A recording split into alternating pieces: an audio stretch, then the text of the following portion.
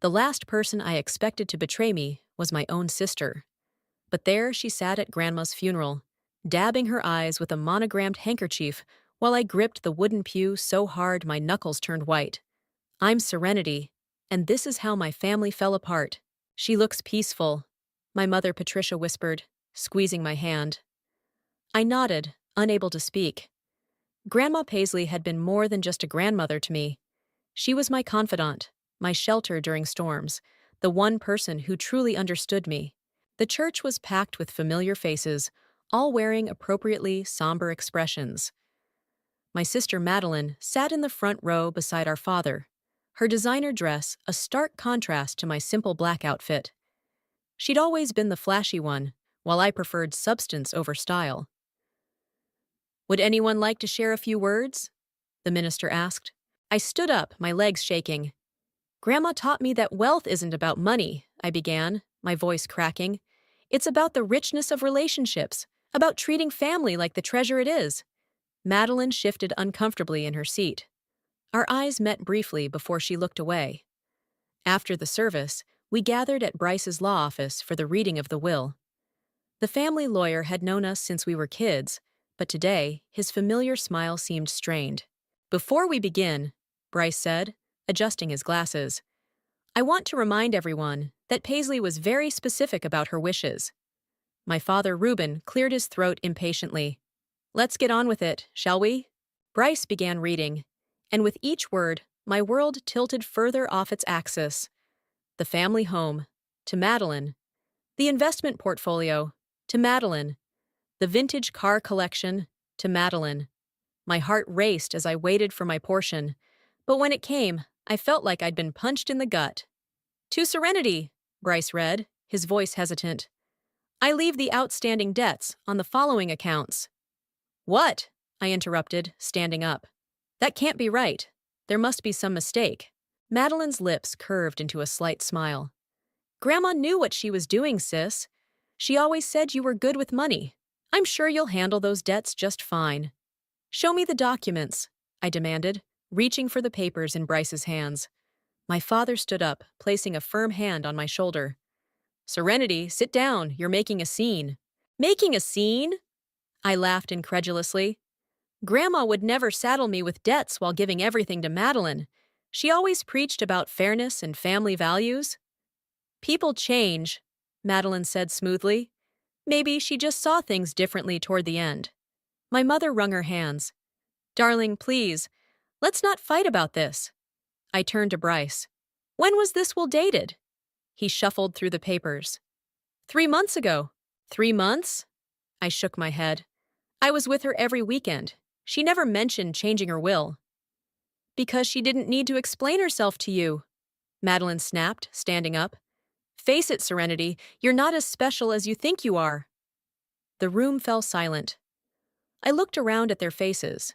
Madeline's smug satisfaction, my father's indifference, my mother's discomfort, and Bryce's careful neutrality. Something was very wrong here. I want copies of everything, I said finally, my voice steady despite the trembling in my hands. Every document, every amendment, every signature. Of course, Bryce replied too quickly. I'll have them sent to you. As we filed out of the office, Madeline caught up with me in the hallway. Don't make this ugly, Serenity. Just accept it and move on. I turned to face her. You know what's strange, Madeline? Last time I visited Grandma, she told me she had something important to tell me. But when I came back the next day, you were there, and she seemed different, almost afraid. Madeline's smile faltered for just a second. You're imagining things. Am I? Because those debts you're so happy to see me inherit? They're not Grandma's style. She was meticulous about money. Something doesn't add up. Let it go, she hissed, her perfectly manicured nails digging into my arm. You'll only embarrass yourself. I pulled away from her grip. You know what Grandma used to say about karma, Madeline? It always comes full circle. As I walked away, I could feel her eyes burning into my back. I didn't know how yet, but I was going to get to the bottom of this. Grandma had taught me that family was everything, but she'd also taught me that sometimes the people closest to you can be the ones who hurt you the most. And I had a feeling I was about to learn exactly what she meant by that. The stack of papers from Bryce's office sat on my kitchen table, like a ticking bomb. 3 days after the will reading, and I still couldn't shake the feeling that something was terribly wrong. I picked up my phone and dialed Enzo, my closest friend since college. "I need your financial expertise," I said when he answered. "Can you come over?" "Give me 20 minutes and coffee better be ready," he replied. While waiting for Enzo, I spread out the documents. Bank statements, loan agreements, property deeds, all of them telling a story that didn't match the grandmother I knew. Enzo arrived with his laptop tucked under his arm. "All right, show me what we're dealing with." "Look at these debt statements," I said, pushing several papers toward him. "They're all dated within the last 4 months." He adjusted his glasses, scanning the documents. "These interest rates are insane. No one in their right mind would agree to these terms." "Exactly. Grandma was sharp as a tack when it came to money. She wouldn't touch these loans with a 10-foot pole." The doorbell rang again. This time it was Bryce, looking uncomfortable in his casual weekend clothes. "I got your messages," he said, stepping inside. "Serenity, I understand you're upset, but did you personally witness Grandma signing these documents?" I interrupted, holding up the loan papers. He hesitated. "Well, no. Madeline brought them to me already signed." "Madeline!" Enzo and I exchanged glances. "She said your grandmother was feeling under the weather and had asked her to handle the paperwork." I slammed my hand on the table. "And you didn't think to verify this with Grandma directly?" "I've known your family for years," Bryce defended. "I had no reason to doubt." "No reason?" I laughed bitterly. "Show me Grandma's signature." Enzo pulled out his laptop. "I have photos of her birthday cards from the last 5 years. Let's compare." As we laid out the documents side by side, the truth became glaringly obvious. The signatures on the recent papers were close, but not identical to Grandma's usual flowing script. "Someone forged these," I whispered, my hands shaking. "Bryce, you have to help me fix this." He ran his hands through his hair. "Even if what you're saying is true, proving it won't be easy. Madeline has already transferred most of the assets." "I don't care how hard it is," I snapped. "This isn't just about money. This is about—" The front door burst open, and Madeline stormed in, our parents trailing behind her. "What do you think you're doing?" she demanded, glaring at Bryce. "Why are you showing her confidential documents?" As a beneficiary, she has every right to review them," Bryce replied, standing his ground. Our father stepped forward. "Enough of this nonsense, Serenity. You're just jealous of your sister's inheritance." "Jealous?" I grabbed the signature comparisons. "Look at these, Dad. Really look at them." "I won't be part of your conspiracy theories," he said, turning away. But our mother took the papers, her hands trembling slightly as she studied them. "These don't look quite right." "Mom, please," Madeline said, her voice honey-sweet. "Don't let her manipulate you. We all know how dramatic Serenity can be." I was about to respond when something caught my eye, a small notebook falling from Madeline's oversized purse. I recognized it immediately, Grandma's daily planner. "Why do you have that?" I asked, pointing to the notebook. Madeline snatched it up quickly. "I'm clearing out her things, obviously. Without me?" I moved closer. "That's interesting, because Grandma always said her planner was private. She wrote everything in there, including notes about her financial decisions." For the first time, I saw real fear flash across Madeline's face. "Give me the notebook," I demanded. "This is ridiculous," she said, backing away. "I'm leaving." But as she turned, Enzo stepped between her and the door. The notebook slipped from her grasp, landing open on the floor. As I picked it up, a loose page fluttered out, a handwritten note in Grandma's unmistakable handwriting.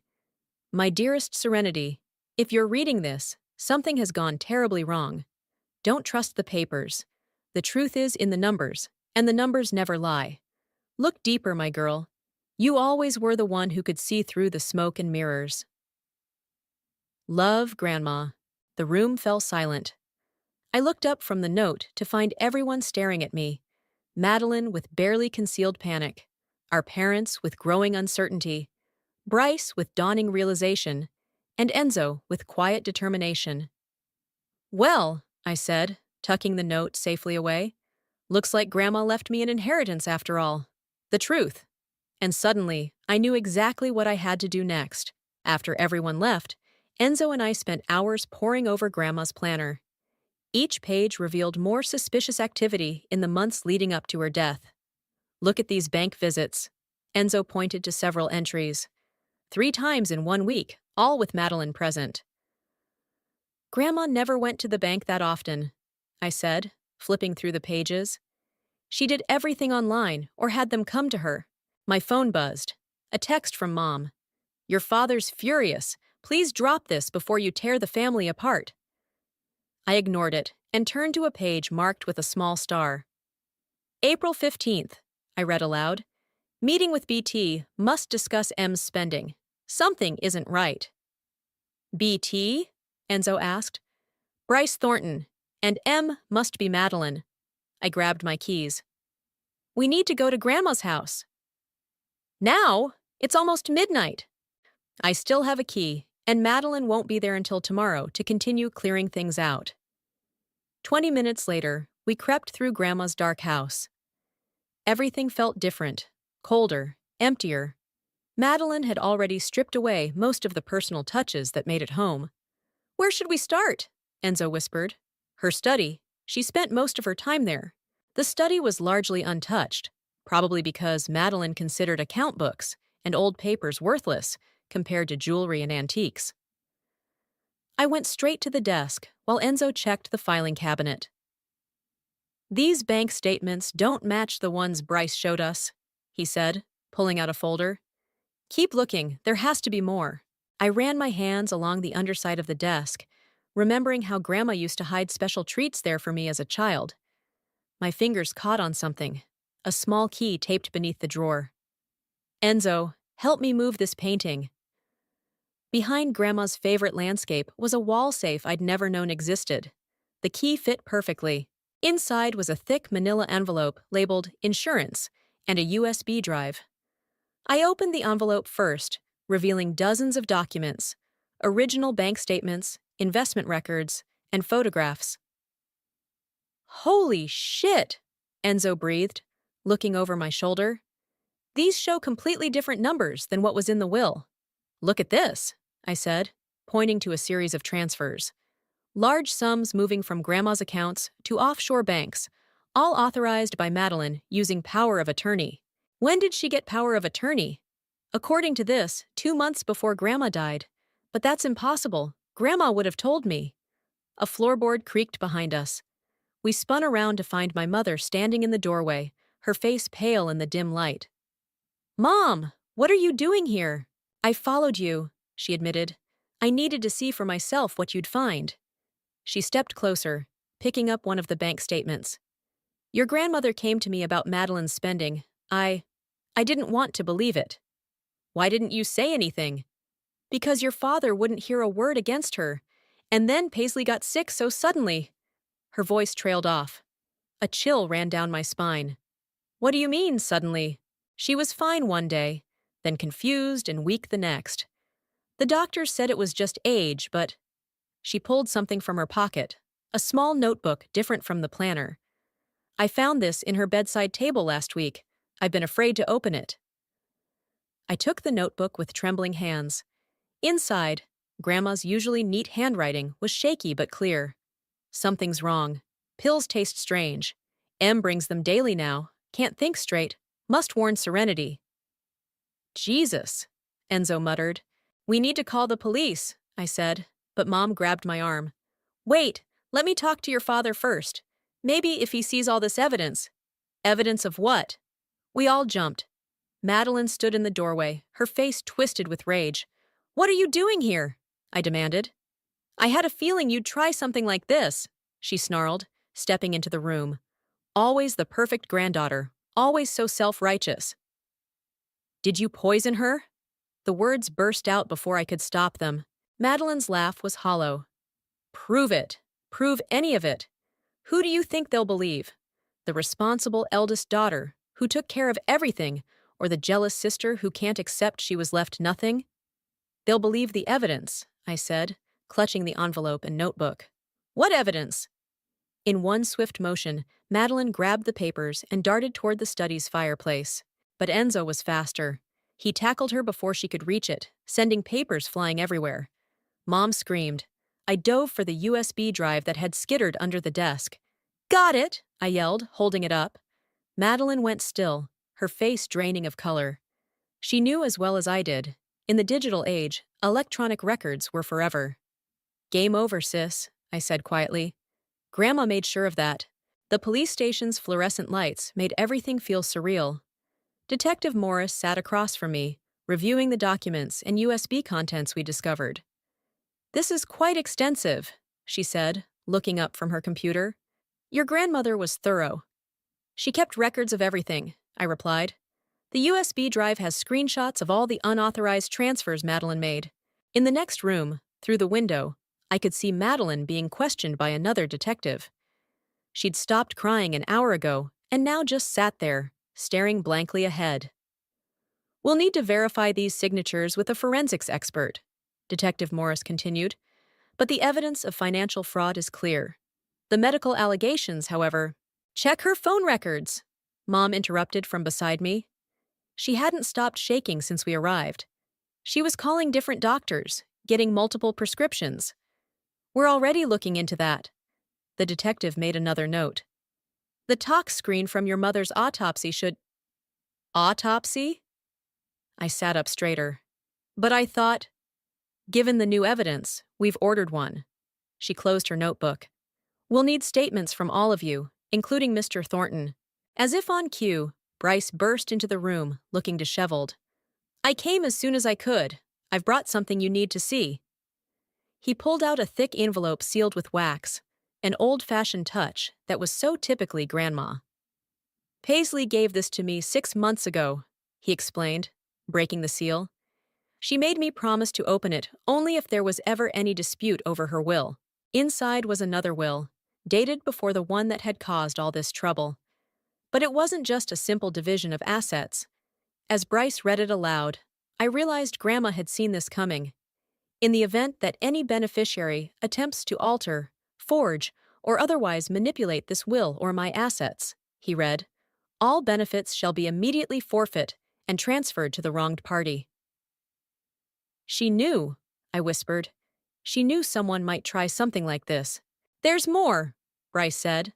A letter, addressed to you, Serenity. With trembling hands, I opened it. My dearest granddaughter, if you're reading this, my worst fears have come true. I've watched Madeline's greed grow over the years, seen how your father enabled it, how your mother turned a blind eye. I knew they might try to take advantage after I was gone, but I also knew you would fight for the truth. You're stronger than all of them combined, my dear. That's why I left you the most important inheritance of all, the ability to expose their lies.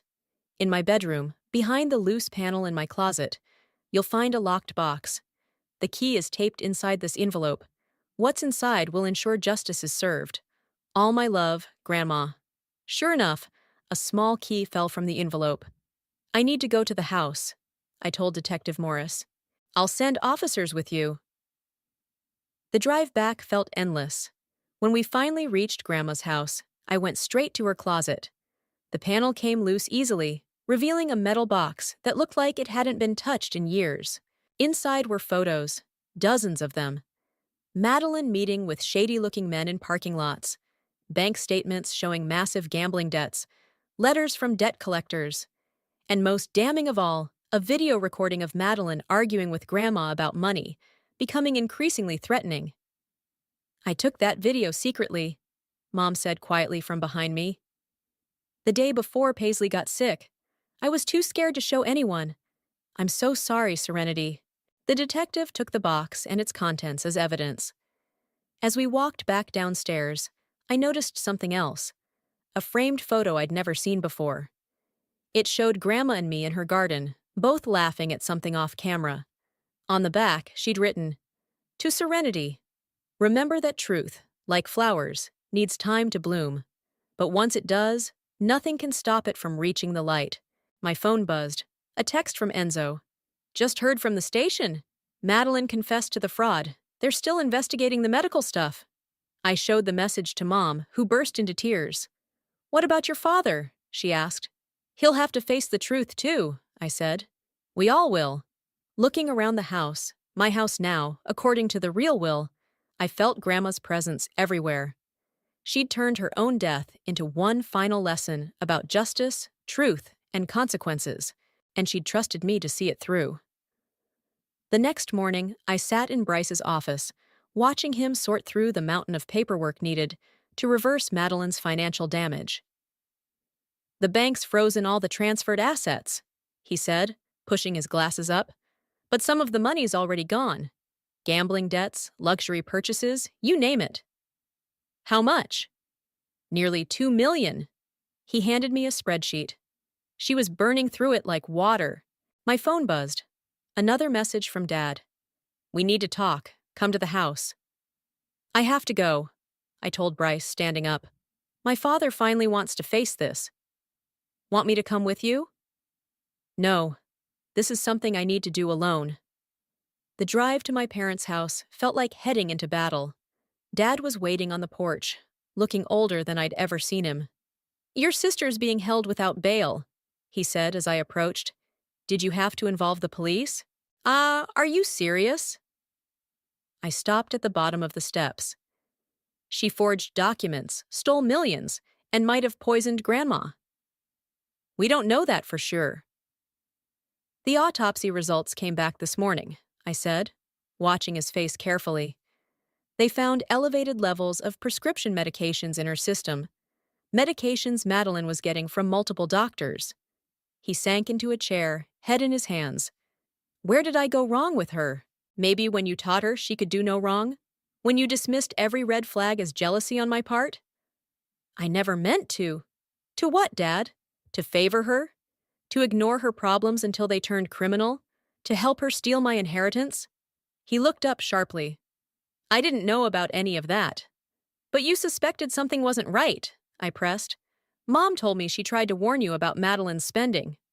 I thought she was just being dramatic, like... He trailed off. Like me? I laughed bitterly. Yeah, that's what Madeline always said too. The dramatic little sister, always making a fuss over nothing. Mom appeared in the doorway. The detective called. They want us to come in again. They found something in Madeline's apartment. At the police station, Detective Morris led us to an interview room. On the table sat a small box of prescription bottles, all with different doctors' names. We also found this, she said, sliding over a notebook. Your daughter's detailed records of the medications she was giving your mother, along with their effects. Dad picked up the notebook with trembling hands. I watched as he read, his face growing paler with each page. She tracked everything, Detective Morris continued. When your mother was most confused, when she was too weak to resist signing documents, when she couldn't remember conversations from one day to the next. Stop, Dad whispered. Please. No, I said firmly. You need to hear this. You need to understand what your golden child did while you were busy defending her. Ms. Morris, a young officer interrupted, poking his head in. The sister's asking to speak to them. Madeline sat in an interview room, her designer clothes replaced by prison orange. Her makeup-free face made her look younger, more like the sister I remembered from childhood. I'm sorry, she said as soon as we entered. I never meant for it to go this far. Really? I crossed my arms. Which part? The theft or the murder? I didn't murder her, Madeline protested. I needed her to be confused enough to sign the papers. The doctors said those medications were safe. In normal doses, Mom snapped. Not in the combinations you were giving her. I was desperate. The gambling debts kept growing, and I knew Grandma would never just give me the money. So, you killed her, Dad said quietly. It wasn't a question. Madeline burst into tears. Daddy, please, you have to help me. But for the first time in her life, our father turned away from her pleas. No, Madeline, you did this to yourself. As we left the station, Mom took my hand. The annual family reunion is next week. Should we cancel it? I thought about it. The whole extended family would be there, all the aunts and uncles and cousins who'd watched Madeline's rise and my supposed fall from grace. No, I decided. Let's have it at Grandma's house. My house now. It's time everyone knew the truth. Are you sure? Dad asked. It'll be uncomfortable. Grandma always said sunlight is the best disinfectant, I replied. And this family needs a good cleaning. Looking at my parents, I could see they finally understood. The truth might hurt, but lies destroy. And our family had been destroyed by lies for long enough. The day of the family reunion arrived with a mix of tension and anticipation. I'd spent the morning setting up Grandma's house, now my house, exactly as she would have wanted it. Enzo helped me arrange chairs in the living room, while Mom prepared food in the kitchen. Are you ready for this? Enzo asked, adjusting a photo of Grandma on the mantel. Before I could answer, the doorbell rang. Aunt Rachel burst in, followed by her husband and 3 kids. Serenity! We've heard such strange rumors. Is it true about Madeline? More relatives arrived in quick succession, each carrying dishes and whispered questions. Uncle Pete cornered me by the stairs. Someone said Madeline's in jail? That can't be right. Everyone, please take a seat, I called out over the growing murmur. I'll explain everything. They gathered in the living room, perching on chairs and sofas, some standing against the walls. Bryce arrived last, carrying a briefcase full of documents. Thank you all for coming, I began, standing before them. I know there have been rumors and questions about what's happened to our family recently. Where's Madeline? Cousin Sarah interrupted. Madeline is in custody, I said firmly, awaiting trial for fraud, forgery, and potential manslaughter charges in connection with Grandma's death. The room erupted in gasps and exclamations. That's impossible! Aunt Rachel stood up. Madeline adored Paisley. Did she? I clicked on the projector we'd set up, displaying the forged documents. Or did she adore Grandma's money? Bryce stepped forward, explaining the financial evidence, while I distributed copies of the bank statements and fraud documentation. The room grew quieter with each revelation. But why? Uncle Pete asked, his voice breaking. She had everything. Gambling debts, Mom said from the corner. She was in deep with some dangerous people. I switched the projection to the medical records. When Grandma discovered the extent of Madeline's theft, she planned to change her will. That's when Madeline started manipulating her medications. No, Aunt Rachel whispered, but I could see the doubt in her eyes. Yes, Dad spoke up suddenly. He'd been silent until now. I enabled her. We all did. We saw what we wanted to see. I played the video Mom had taken. Madeline screaming at Grandma about money, making threats. The room fell silent, except for a few muffled sobs. There's more, I said, switching to the photos from the locked box. Grandma documented everything. She knew someone might try to take advantage of her, so she left evidence everywhere. But why didn't she stop it? Cousin Sarah asked. Because she was playing a longer game, I explained, revealing the conditional will. She set up a trap, one that would expose the truth and ensure justice was served. I distributed copies of Grandma's final letter, watching as they read her words about family, truth, and consequences. The real tragedy, I continued, isn't just what happened to Grandma. It's that we created an environment where Madeline thought she could get away with this. We excused her behavior, ignored the red flags, and dismissed anyone who questioned her. Like we dismissed you? Aunt Rachel said quietly. Yes. I took a deep breath. But Grandma taught me that family isn't just about blind loyalty. It's about holding each other accountable, about standing up for what's right, even when it's hard. What happens now? Uncle Pete asked. Madeline will face trial. The evidence is overwhelming. I gestured to Bryce, who nodded confirmation. As for the rest of us, we need to rebuild. Not just our relationships, but our understanding of what family really means. Mom stepped forward, holding Grandma's favorite tea set. Paisley always said that broken things can be mended if you're willing to see the cracks clearly and do the work to fix them. We spent the next few hours talking, really talking, about everything that had happened. There were tears, angry outbursts, and finally, moments of genuine understanding. As the sun set, casting long shadows through Grandma's beloved garden windows, Aunt Rachel approached me. "You know," she said, "you remind me so much of Paisley. Not just your looks, but your strength. She would be proud of you." Looking around the room at my family, broken but beginning to heal, I felt Grandma's presence strongly. "She once told me," I said, touching the locket she'd given me, "that the truth is like a sunrise. No matter how dark things get, it always finds its way to the light."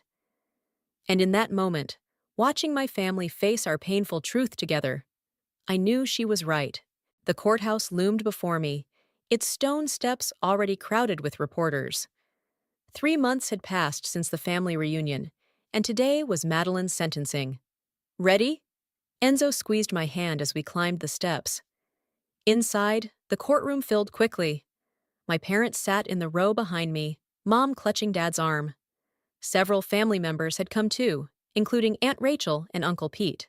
Madeline entered in handcuffs, looking nothing like the polished sister I remembered. Her eyes met mine briefly, before darting away. "All rise," the bailiff called out. Judge Harrison reviewed the papers before her. "In the matter of financial fraud, forgery, and second-degree manslaughter, the defendant has entered a guilty plea. Before I pass sentence, would the victim's family like to make a statement?" I stood, my prepared speech forgotten as I faced my sister.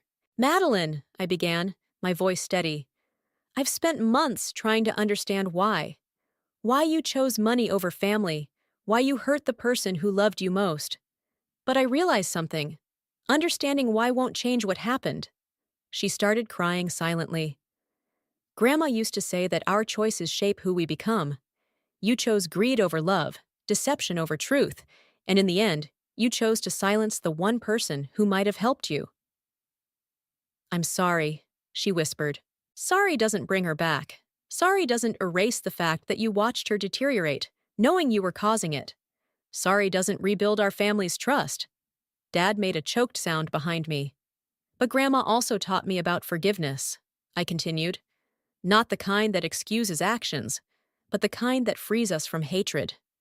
So I forgive you, Madeline. Not for you, but for me. Because I refuse to let your choices poison my heart the way they poisoned yours." The judge nodded as I sat down. "Would the defendant like to speak?" Madeline stood shakily. "I destroyed everything that mattered, because I couldn't see what really mattered. My sister talks about choices. I made all the wrong ones. I killed the person who loved me most, betrayed my family, and hurt the sister who always tried to protect me." She turned to face me. "You were right all along, Serenity. About everything. I just hope someday you can believe how sorry I am." Judge Harrison cleared her throat. "Based on the plea agreement and the severity of these crimes, I sentence you to 15 years in state prison, with possibility of parole after 10 years. Additionally, you are ordered to pay full restitution of all stolen funds." The gavel struck with finality. As they led Madeline away, Mom broke down. Dad held her, his own eyes wet with tears. "Wait!" Madeline called out suddenly. "Serenity, there's something in my apartment, in the back of my closet, a box. It belongs to you." That evening, the police escort let me into Madeline's apartment. In her closet, behind designer shoes now destined for auction, I found an old shoebox. Inside were childhood photos, birthday cards, and a letter from Grandma dated just weeks before her death. "My dearest Madeline," it read, "I see the path you're on, and it breaks my heart. Money is just paper, but family is forever. It's not too late to change course. Your sister would help you if you'd only ask. Love, Grandma." Madeline had never asked. Back home, I found Mom sitting in Grandma's garden. My garden now. "I found this," she said, holding up a small journal. "Paisley's gardening notes. Look what she wrote about her roses." I read the passage. "Like family, roses need both sunshine and rain to grow strong. Too much of either will kill them. The trick is finding balance, knowing when to prune and when to protect." She left us so many messages, Mom said softly. We just weren't listening. We're listening now. Dad appeared in the doorway. The detective called. They've traced most of the missing money. Once the accounts are unfrozen, everything will be restored to you. Ah, it was never about the money, I said, touching a rose petal. It was about truth, justice, family. Your grandmother knew that, he replied. She knew you'd understand it too. As the sun set over the garden, I thought about choices and consequences, about forgiveness and justice. Madeline would spend years paying for her choices, but in a way, we all would.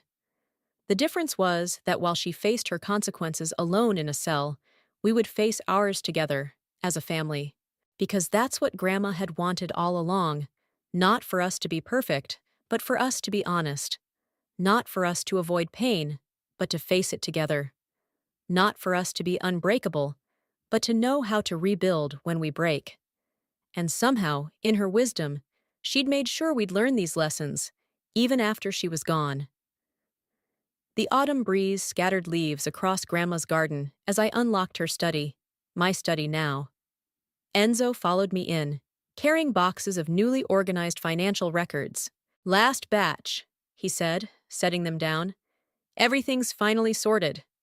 I ran my hand along the polished desk where Grandma used to write her letters. Hard to believe it's all settled. The doorbell rang. Mom and Dad arrived with Uncle Pete and Aunt Rachel, followed by Bryce carrying his briefcase. Ready to do this? Bryce asked, spreading documents across the desk. Almost. I opened the safe behind the painting, removing Grandma's final letter, the one I'd been saving for this moment. Everyone settled into chairs as I began to read. To my beloved family, if you're reading this, the truth has finally come to light. The path to this moment has been painful, but necessary. You see, I didn't just leave an inheritance of money and property. I left you something far more valuable, the chance to rebuild what greed and secrets had destroyed. Serenity, my brave girl. You were never meant to inherit debt. You were meant to inherit truth. Your sister's actions forced you to fight for justice, and in doing so, you showed everyone what real family loyalty means.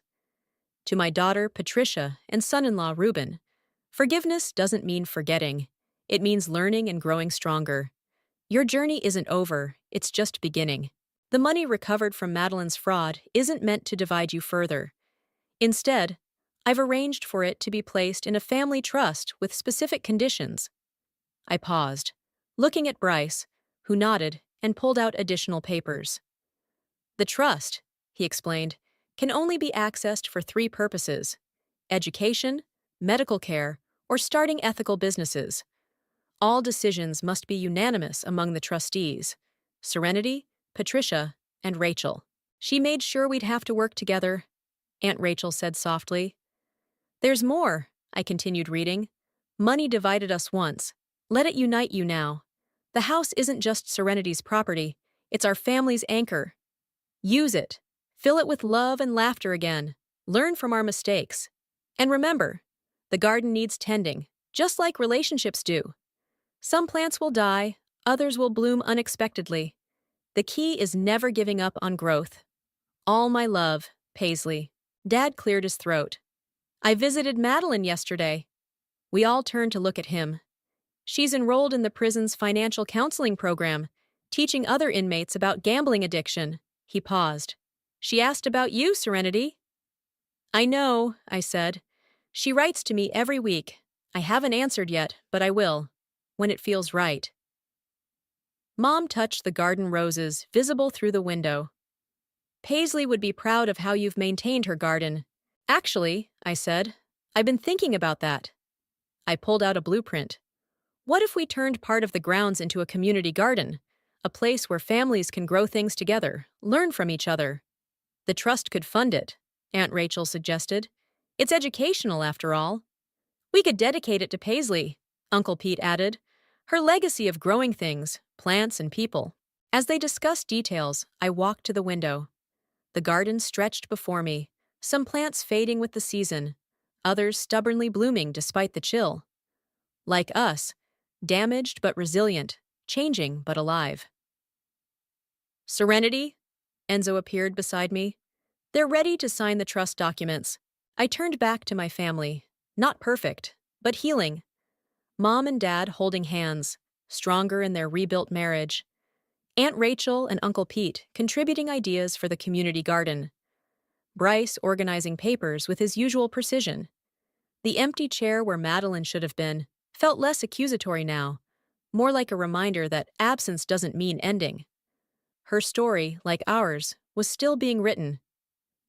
I sat at Grandma's desk, my desk, and picked up the pen.